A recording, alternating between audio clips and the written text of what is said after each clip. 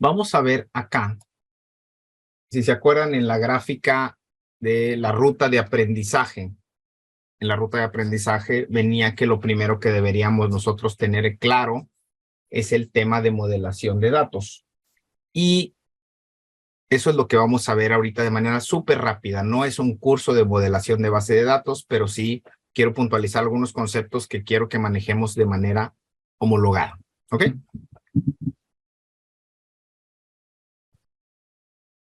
Primero, una modelación de datos, pues es el proceso de crear un modelo de representación abstracta de datos reales con el objetivo de capturar la estructura, los atributos y relaciones existentes. ¿Qué quiere decir? Que yo lo que voy viendo en el mundo real, termino pasándolo a un plano abstracto, en donde yo, a través de las características de las cosas y las características de los eventos, yo logro representar lo que me interesa. Recordar de las cosas, las personas, los eventos, ¿no? Entonces la modelación es precisamente cómo le hago para que de manera eficiente se guarde y se recupere la información de todas las características de todo lo que quiero conocer. Eso sería básicamente la modelación de datos. ¿Qué es lo que necesito yo hacer cuando voy a modelar? Primero, identificar qué son entidades. Por entidades me refiero a personas, me refiero a cosas, me refiero a estados categorizados, me refiero a eventos, es decir, yo puedo tener empleados, alumnos, facturas, estudiantes, productos, líneas de productos, lo que ustedes quieran. Luego, cuando yo ya determino qué es lo que quiero almacenar o quiero representar de manera abstracta, yo describo esas entidades a través de características. Por ejemplo, si yo dije que tenía una entidad que estoy identificando como empleado, por ejemplo, hasta ahí significa que yo ya identifiqué que hay una entidad que es empleado. Y luego después, lo que va a suceder es que yo voy a decir, ¿sabes qué? Yo necesito representar al empleado a través de una serie de características, como puede ser el nombre de empleado, como puede ser el nombre, apellidos, etcétera. Eso sería describir la entidad a través de sus características. Y luego, cuando yo ya voy empezando a tener muchas entidades ya representadas, empiezo a ver cómo se conectan unas con otras. Por ejemplo, yo sé que la entidad de empleado va a conectarse con una entidad que almacena las asistencias a laboral, ¿sí? Por ejemplo, o las prestaciones o la nómina. Entonces yo voy a ver eso y termino viendo cuáles son las relaciones que hay entre ellas. Les digo, aquí es muy rápido, vamos a darle muy rápido a este tema, porque no es el foco. Aquí habla de cómo ver las características, las entidades, pueden ser sujetos y eventos, y yo voy ahí a almacenar los características y valores, ¿sí?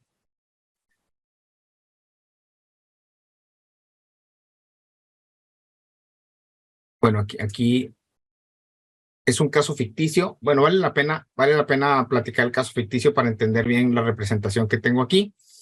Dice, una empresa comercializa productos, lo que se conoce de cada producto es su clave, su nombre, su precio de lista y su tipo de presentación.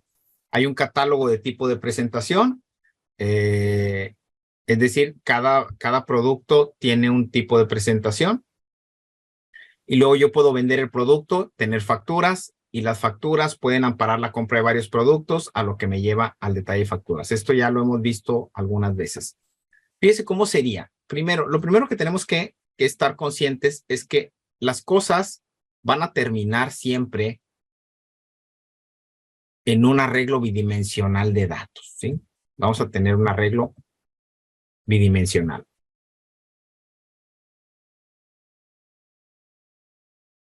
¿Sí? Eso es lo primero que vamos a tener.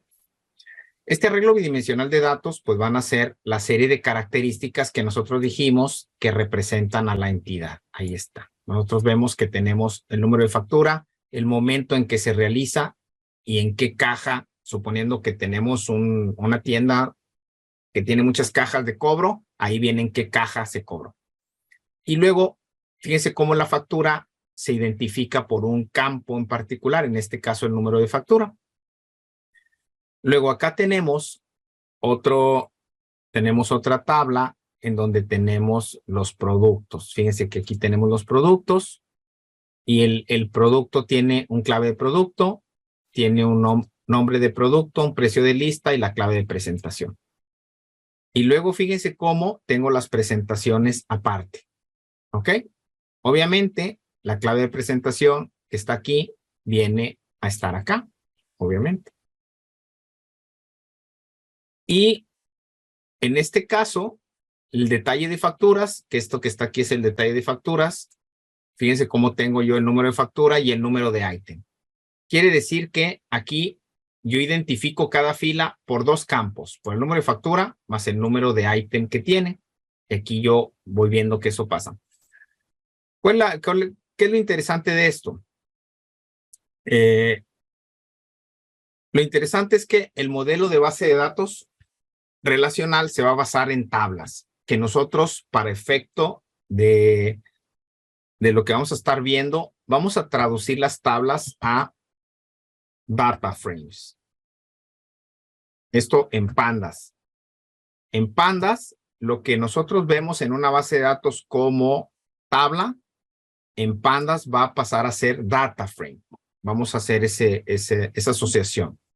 Las tablas son estructuras de almacenamiento de datos representadas por filas y columnas. Almacena la información de una misma entidad, de una misma naturaleza, y tiene varios sinónimos. Tiene tabla, podemos decirle entidad, podemos decirle tupla, podemos decirle matriz. Cualquiera de esos conceptos va a ser válido. Y luego, los campos representan atributos o características que describen aquello que contiene la tabla. Los campos se les puede llamar campos, columnas, características, features y atributos. Esto es importante porque en pandas y en Python generalmente a los campos se les va a llamar columnas, y cuando haya mensajes del sistema, los campos generalmente los va a referir como columnas, ¿sí? Va a ser columns. Desde luego, las columnas son, en base de datos y en teoría relacional, campos, ¿sí? Cualquiera de los dos es válido. Y un campo, pues, es una característica de una entidad. ¿Qué más tenemos? Tenemos los registros. Obviamente los registros representan cada observación de lo que tenemos en una tabla. Aquí prácticamente estamos hablando de una fila. Los sinónimos son registros, observaciones, instancias, ocurrencias. Y aquí es donde empieza lo interesante para lo que vamos a estar viendo. Primero que nada, el concepto de llave, ¿qué es? Una llave o key o clave, pues es el conjunto de campos que permiten identificar o localizar un determinado contenido. En este caso, generalmente le llamamos llave o llave primaria, le llamamos primary key, la voy a poner aquí.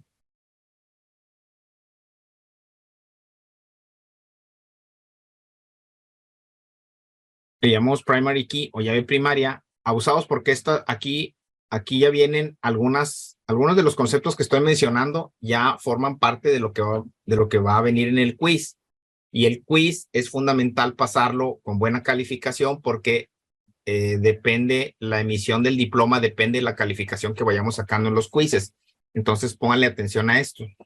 ¿Qué sería la llave primaria? Pues la llave primaria vendría siendo el mínimo conjunto de campos que me permiten identificar como único un registro dentro de la tabla. ¿Ok? Esa es la definición formal de llave primaria. Si la llave primaria o llave está compuesta por un solo campo, se le llama llave simple. Cuando está compuesta por dos o más campos, es una llave compuesta. Eso va a tener repercusiones cuando empecemos a integrar información.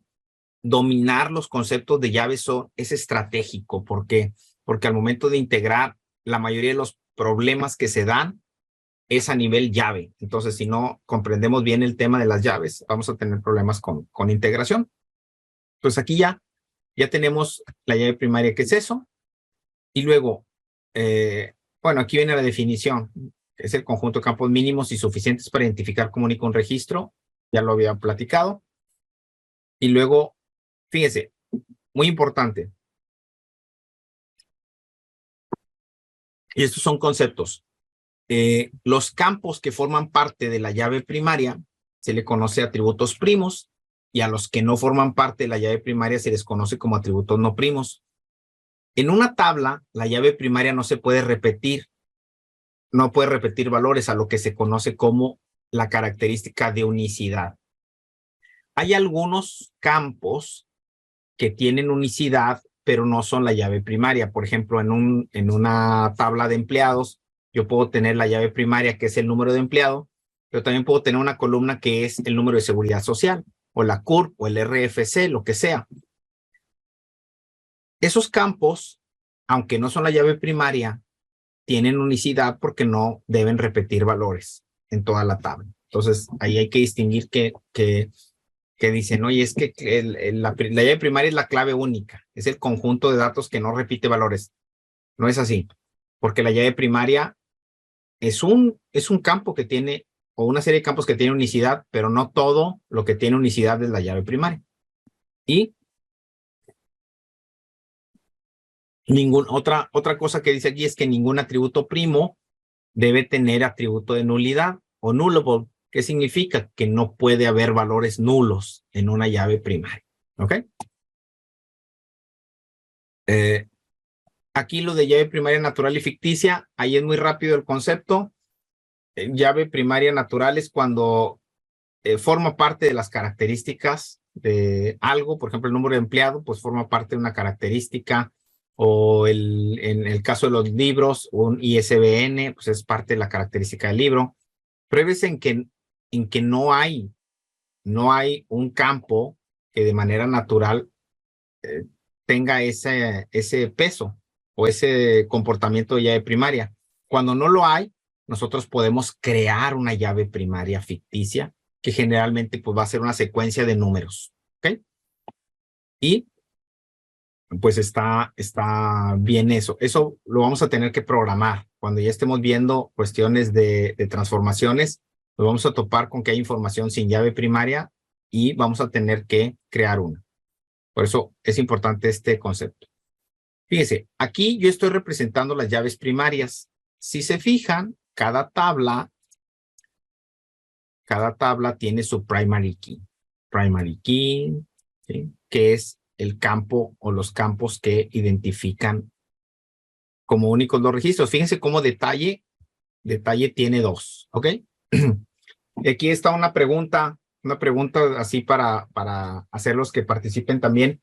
¿Ustedes qué opinan? ¿Todas las tablas necesariamente deben tener llave primaria, sí o no? ¿Qué opinan ustedes?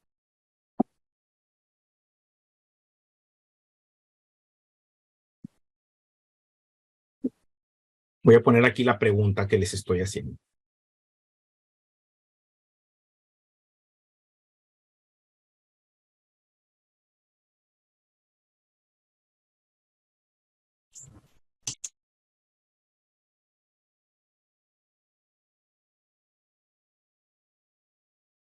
¿Ustedes qué opinan?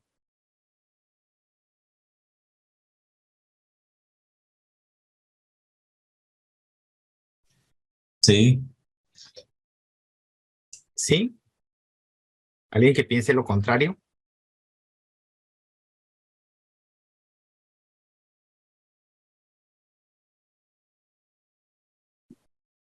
Les voy a dar la respuesta aquí.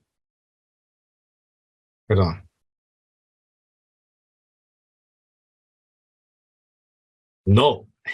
Y les voy a decir por qué.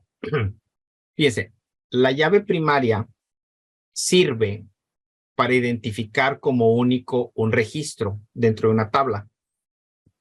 ¿Y qué pasa en aquellas tablas donde no necesito identificar como único un registro? No me interesa identificar como único un registro. Imagínense ustedes que estoy haciendo un levantamiento de encuestas anónimas en donde a cada persona yo le pregunto su género, le pregunto su edad y le pregunto qué partido político le agrada más.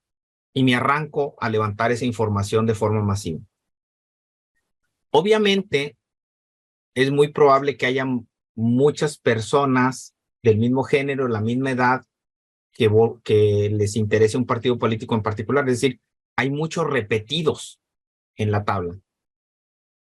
Pero como es una encuesta anónima, realmente a mí me interesa la información completa para poder hacer segmentaciones y hacer ahí agrupamientos. La verdad es que no me interesa recuperar un registro en particular para nada. No hay ni una necesidad para mí de saber quién votó por qué o quién prefiere qué cosa. No me interesa. Entonces, al no existir esa necesidad de identificar como único un registro, porque nunca recupero un registro en particular, pues la llave primaria carece de sentido. Entonces, en ese caso, no sería necesario tener llaves primarias. ¿Ok? Ahora fíjense bien. Cuando se tienen dos llaves que podrían ser primarias, se dice que yo debo escoger una. Imagínense aquí el concepto de llave candidata. ¿A qué me refiero? Que es importante para la cuestión de lo que vamos a hacer más adelante. Las llaves candidatas son llaves que podrían ser primarias, pero no las uso así. Imagínate que tengo la tabla de empleados, que tiene su llave primaria, que es número de empleado, pero aparte el empleado tiene una característica, un campo que se llama número de seguridad social, en donde trae el número de seguro, que también es un número y también es único. La pregunta es, ¿podría usar como llave primaria de empleado seguridad social? La respuesta es que sí. ¿Por qué? Porque todos los empleados tienen todos los empleados tienen el número de seguridad social y aparte todos los empleados, ninguno comparte el mismo número con otro, es decir, tiene unicidad, no admite nulos. Entonces tú dices, oye, sí podría usar como llave primaria seguridad social, pero decido no hacerlo. Decido usar número de empleado mejor. Entonces, esta llave, este número de seguridad social sería una llave candidata, porque no es la llave primaria, pero podría serlo. Y tú dices, oye, ¿y eso por qué es importante, Felipe, saberlo? Es súper importante porque cuando tú ya estás haciendo integración de datos, te vas a dar cuenta que en un sistema tienes una llave primaria, número de empleado, pero puedes tener en otro sistema otro campo, como podría ser la seguridad social, como llave primaria. Entonces, es muy común que cuando tú tengas que juntar información de dos fuentes diferentes, utilices una llave primaria en una tabla, pero que en la otra, en otro sistema, tu llave primaria del sistema A es una llave candidata en el sistema B. Entonces tú vas a tener que ligar los datos entre una llave primaria y una llave candidata. Entonces, eso suele suceder. Y fíjense, la llave foránea, esto también es bien importante para cuando empecemos a programar la cuestión de los categóricos. Esto es muy importante. La llave foránea, pues viene siendo cuando yo en una tabla tengo los campos suficientes para representar la llave primaria de otra tabla. Por ejemplo, aquí yo tengo en la tabla de detalles, tengo un campo que es clave de presentación, que obviamente hace match con clave de presentación acá. Fíjese la manera en que yo voy a resolver las llaves foráneas. Voy a agarrar cada tabla, voy a ver su llave primaria y voy a decir, ¿esta llave primaria está presente en esta otra tabla? Si la respuesta es que sí, como es este caso, entonces las dos tablas tienen una relación, ¿ok? La presencia de una llave primaria en otra. Aquí, fíjense cómo está. Yo pregunto, ¿clave de producto está aquí? No, no está. No hay relación. ¿Clave de producto está aquí? Sí, sí está. Ah, bueno. Como clave de producto, que es la llave primaria aquí, está acá de alguna manera, yo asumo de que estas dos tablas están relacionadas, por ejemplo. Y luego, clave de producto está aquí. No, no está. Y luego agarro, clave de presentación está acá. Sí. Entonces estas están relacionadas. Clave de presentación está acá. No. Clave de presentación está acá. No. Y luego ya, número de facturo no está aquí, no está acá, pero sí está acá. Entonces estas tienen relación. Y así serían las relaciones. Fíjense cómo yo nada más voy viendo qué llave primaria está en qué otra tabla. Puede no ser el mismo nombre de campo, ¿eh? Puede ser que en una tabla un campo se llame de cierta manera y en otra se llame diferente, pero son lo mismo. Entonces puedo establecer relaciones así. Aquí yo estoy nada más representando cuáles son las llaves foráneas. Foreign key, foreign key, foreign key.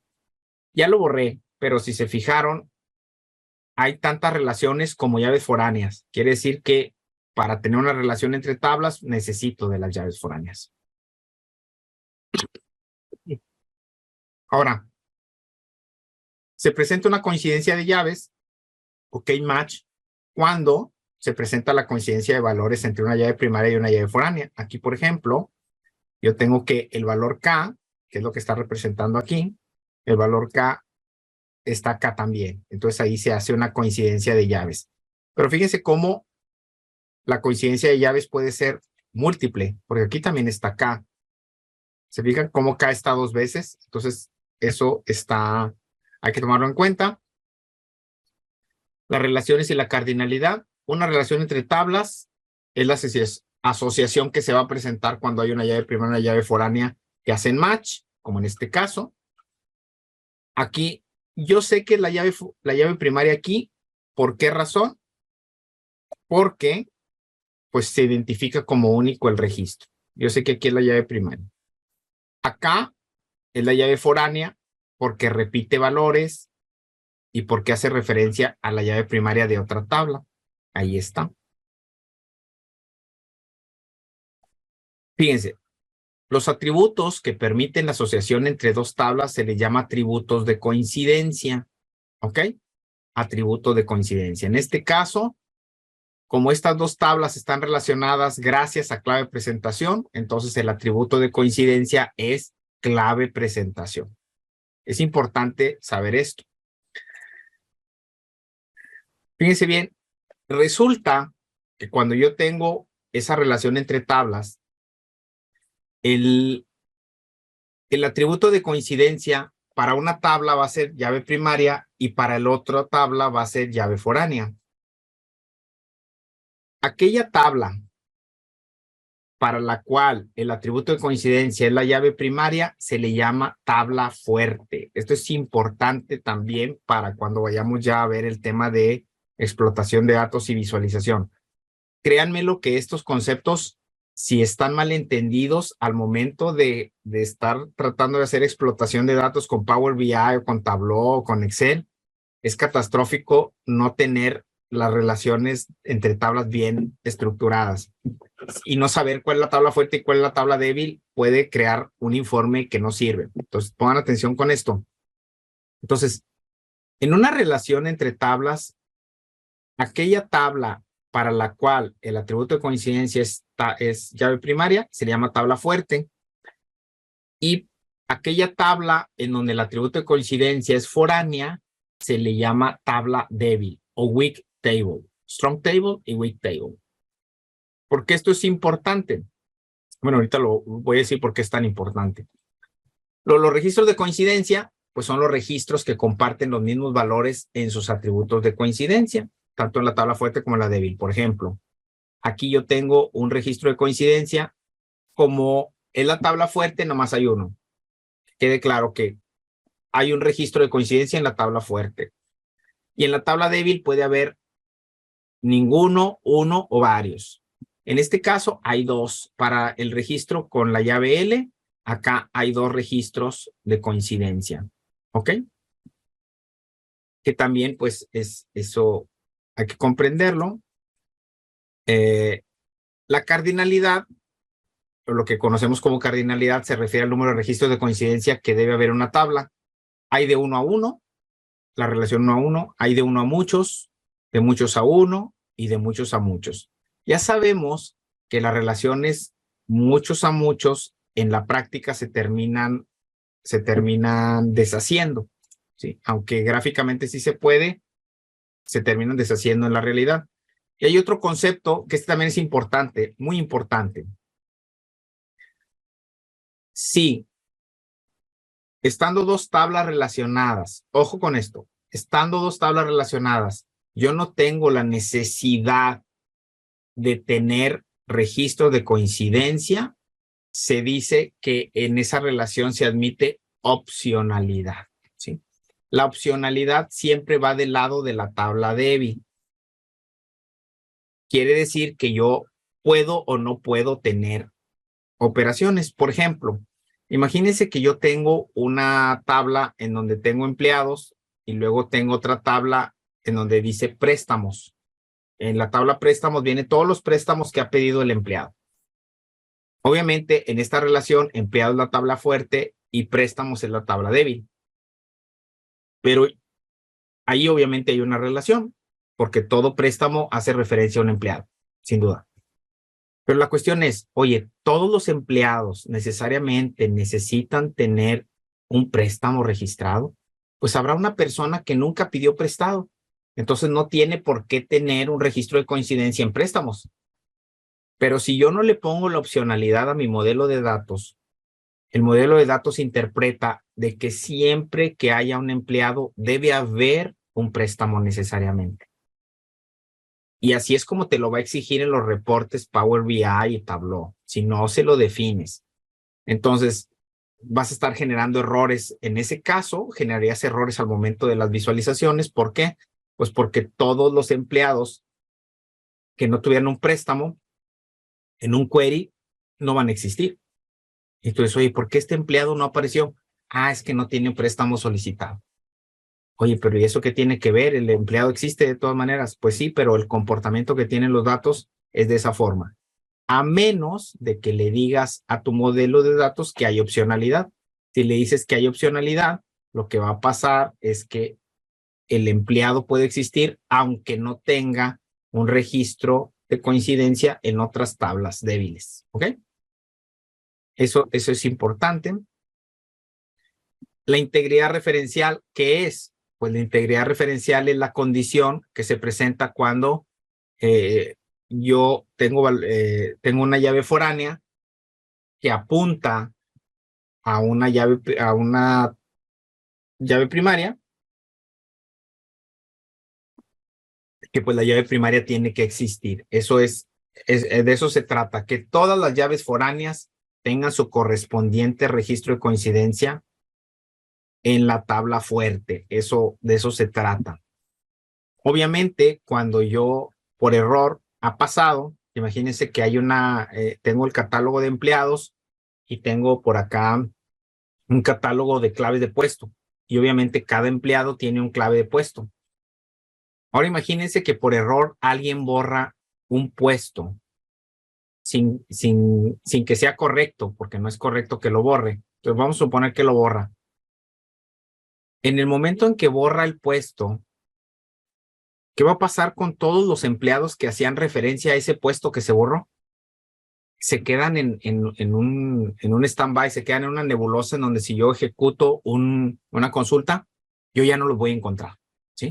Entonces, ahí a eso se le conoce como falta de integridad referencial, que es uno de los grandes vicios del modelo relacional. Ahorita los vamos a ver.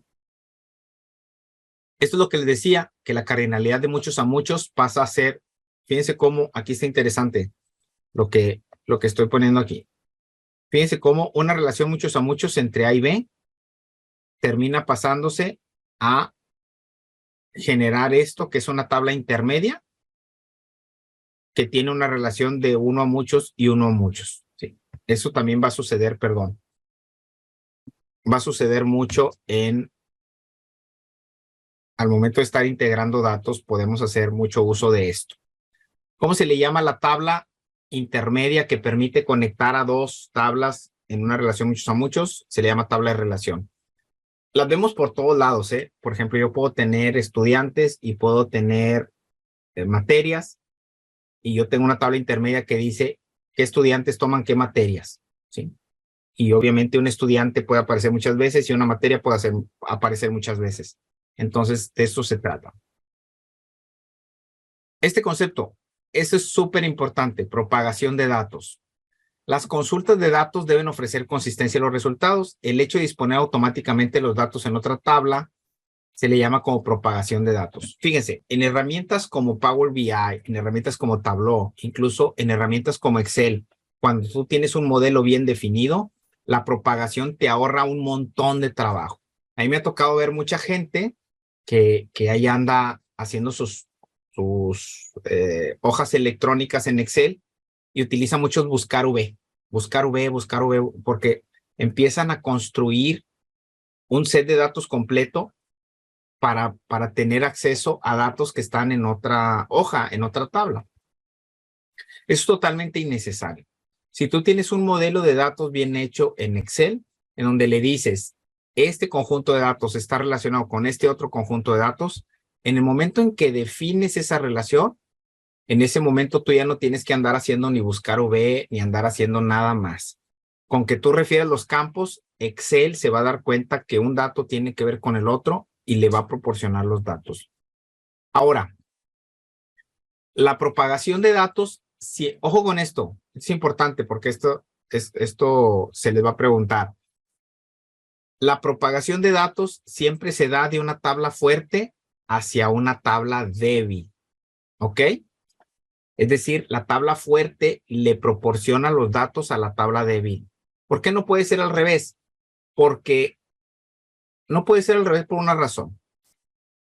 Porque en una relación, la tabla débil puede tener más de una ocurrencia.